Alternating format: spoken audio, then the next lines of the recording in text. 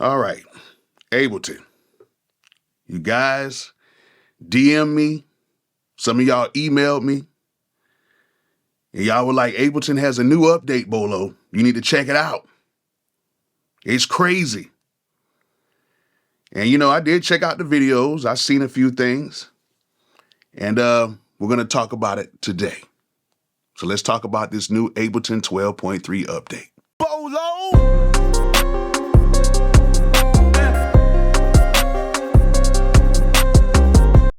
All right, now I know some of y'all think I'm really a Ableton hater, but I'm not. I'm truly not. Now I may troll a little bit about Ableton or whatever, but it's just not my cup of tea. All right, there's nothing wrong with Ableton. I've heard some incredible stuff that was made in Ableton. So if that's your thing, that's your thing. I like other programs that some of you guys don't like. Some of you guys don't like Studio One. Some of you guys don't like Logic. Some of you guys don't like FL Studio. That's your prerogative. So, Ableton is just one of the programs that I don't really use. Now, I've made videos on Ableton. I've actually made videos where I made beats on Ableton, and it's cool, but it's just not my cup of tea. Okay? But they did have an update. And I will say this, the update is cool. It is very cool, but just my opinion, I think the updates came a little late. You know what I'm saying? Now, I know some people will say, hey, it's better late than never. I understand that, but I just feel that with all the stuff that this program already has in it and some of the advanced things that it does have in it, because Ableton does have some very advanced tools in it, you would have thought some of this stuff would have came a little bit earlier. I'm just saying, okay? I'm just keeping it real. Like right now, a lot of people are glazing over this whole bounce and play situation, which is very good. I thought Ableton already had this already, okay? The bounce to group. That's what I'm talking about. Not the bounce place, but the bounce to group. So where you can group up your tracks and you can either bounce them directly into a track, or you can keep that same group and then you can bounce that down to a totally separate track. That's cool. I thought that feature was already in Ableton. I just already assumed that that was already there. But obviously it wasn't, but they now have that feature right now. So that's a cool thing for people who want to just group up the tracks, and that way you won't have pretty much like a messy session, if you want to call it that.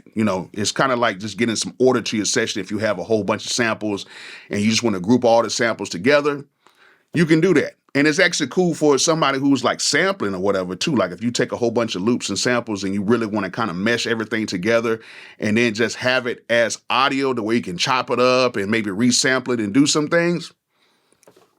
Cool. Really cool. But I thought this was something that was pretty much already in Ableton.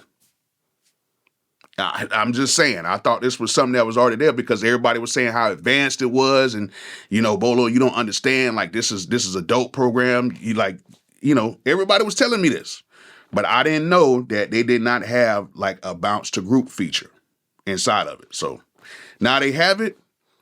Now all the Ableton users got it. You know what I'm saying? Y'all got it. Okay. Now, another thing, that was kind of late to me. You know what I'm saying? One thing that was kind of late to me was the Splice integration.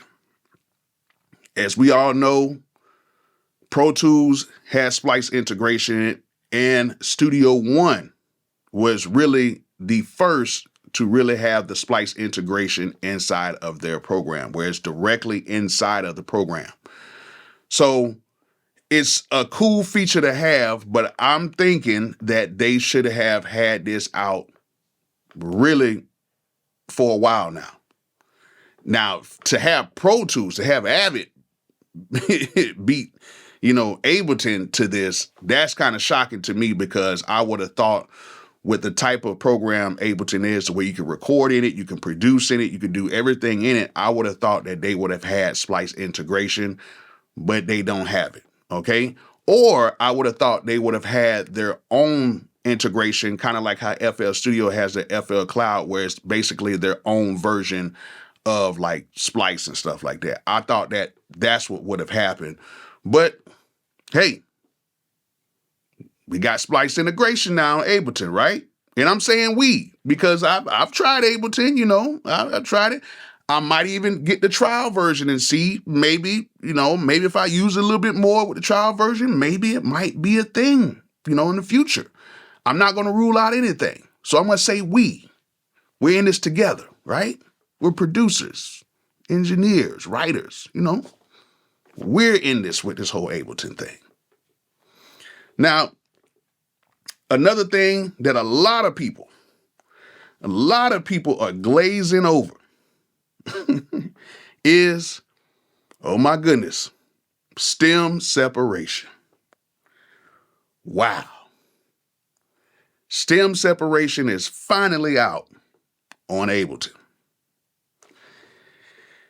Took a little while, but they finally got it. They finally got stem separation on Ableton. People were hitting me up like, Bolo, you seen the new stem separation in Ableton? It's crazy. And I'm sitting there like, been there, done that. You know what I'm saying? And I still think through all of the DAW stem separation, I still think that Logic has the best DAW stem separation algorithm right now. I know Ableton is probably going to have a really good algorithm.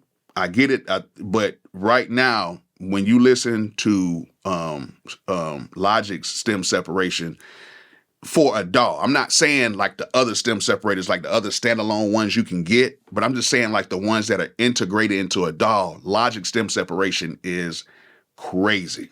It is crazy. And I believe Ableton stem separation is good. I believe, you know, they probably, you know, got the newest technology in there, and I believe it's good. But man, that Logic stem separation, I think they just had a little more time with it, and they really did a great job with it. Now, for Ableton to have this is kind of letting me know that they are trying to kind of catch up to things right now, because we all know that stem separation is really for people who are sampling and you want to, you know, separate certain samples to either take out the vocals, the drums, or whatever. And we all know that that's one thing in the hip hop community that, you know, we sample a lot and we take loops and samples like that. And I even know like in other genres like trance and other stuff like that, you know, you might want to get some stuff, especially with the Splice integration, and maybe just go ahead and separate the stems like that instead of paying or using certain credits for using like 4 or 5 credits on one loop. Because I know in Splice, it's a loop and then they'll take all the individual parts, but those are all individual credits. With this, you could just take the loop and then you can just use a stem separation, which is actually pretty cool. Okay, it's not bad. Or if you have like maybe a song or something that you may want to mix, and you might not have the files, and you might just want to separate the stems like that, you can do it like that. Now, there is other ways you can do it. Like Ozone has the mastering separation where you can do that, and you can mix in the parts and all that stuff like that.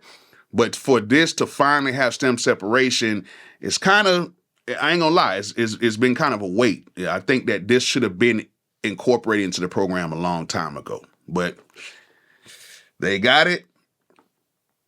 It's cool. All right, it's that time of the year, and if you guys are looking to get some equipment, do not hesitate to go ahead and click that link in the video description and head over to Zounds.com. Zounds has a whole bunch of stuff on the site, and they have a whole bunch of stuff on the site that does not require a credit or background check. Meaning, all you have to do is order it, they will ship it to you, and then you can just make monthly installments and pay off those items.